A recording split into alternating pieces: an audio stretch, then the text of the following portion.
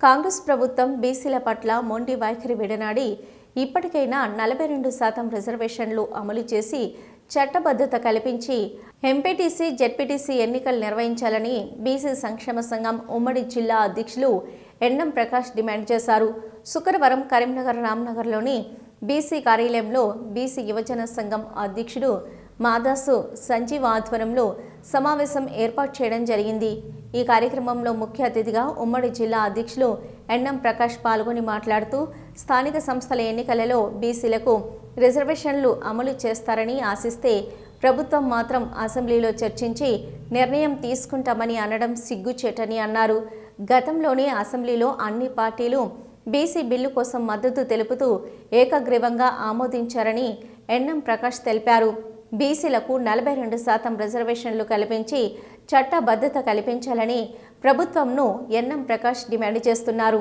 ఈ కార్యక్రమంలో పాల్గొన్నవారు బీసీ సంక్షేమ సంఘం జిల్లా ఉపాధ్యక్షులు మంతెన కిరణ్, మంద వెంకన్న, జిల్లా కార్యదర్శి దుంపట మురళి, ప్రచార కార్యదర్శులు గుడిసెల రమేష్ గౌడ్, వంగల రవిగోపాల్, యువజన సంఘం జిల్లా working president Devarakonda Deepak, BC విద్యార్థి సంఘం జిల్లా కార్యదర్శి కుసుంబ ఆదర్శ, సాయితేజ, శివ తదితరులు పాల్గొన్నారు.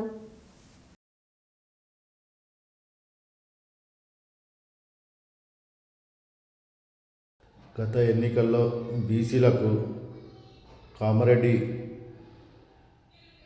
సమావేశంలో ఎన్నికలలో బీసీలకు 42% రిజర్వేషన్లు ఇస్తామని చెప్పి కాంగ్రెస్ ప్రభుత్వం ఎన్నికలలో హామీ ఇచ్చింది.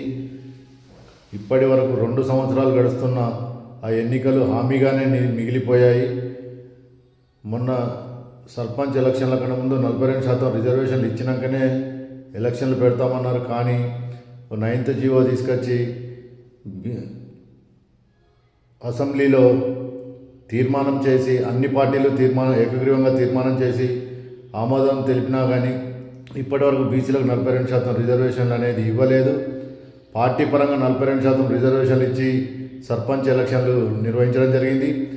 ఇప్పుడు మళ్ళీ ఎంపీటీసీ జెడ్పీటీసీ ఎలక్షన్లు పెడదామని చెప్పి ప్రభుత్వం నిర్ణయం తీసుకుంటుంది. అది అసెంబ్లీలో చర్చించాకనే ఎన్నికలు నిర్వహిస్తామని చెప్పడం సిగ్గుచేటు. 42% రిజర్వేషన్లు చేసినాకనే చట్టబద్ధత కల్పించి రిజర్వేషన్లు ఇచ్చినాకనే ఎంపీటీసీ జెడ్పీటీసీ ఎన్నికలు నిర్వహించాలని చెప్పి